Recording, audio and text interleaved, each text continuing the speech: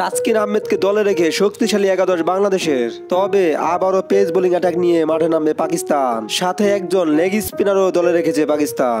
গত টেস্টে নিজেদের জালে নিজেরাই জড়িয়ে হেরেছে বাংলাদেশের কাছে।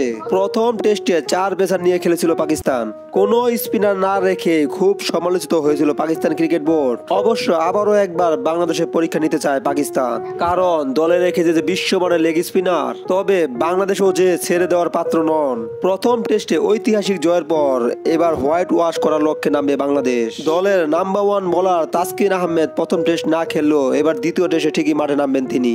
অবশ্য তাসকিনের জন্য দলের আরেক পেসার নাহিদ রানার জায়গা ছাড়তে হবে। আগামীকাল বাংলাদেশ এবং পাকিস্তান দ্বিতীয় টেস্টে মুখোমুখি হবে। এর আগেই দুই দলের একাদশ চূড়ান্ত। পাকিস্তান দল থেকে পেসার শাহিন শাহ আফ্রিদি বাদ পড়েছে, তার জায়গায় মীর হামজা এসেছেন। এক নজরে পাকিস্তানের সেরা একাদশ: আব্দুল্লাহ শফিক, সাইম আইয়ুব, শান মাসুদ, শদ শাকিল, বাবর আজম, মোহাম্মদ রেজওয়ান, সালমান আলী, মোহাম্মদ আলী, আবরার আহমেদ, নাসিম শাহ এবং মীর হামজা।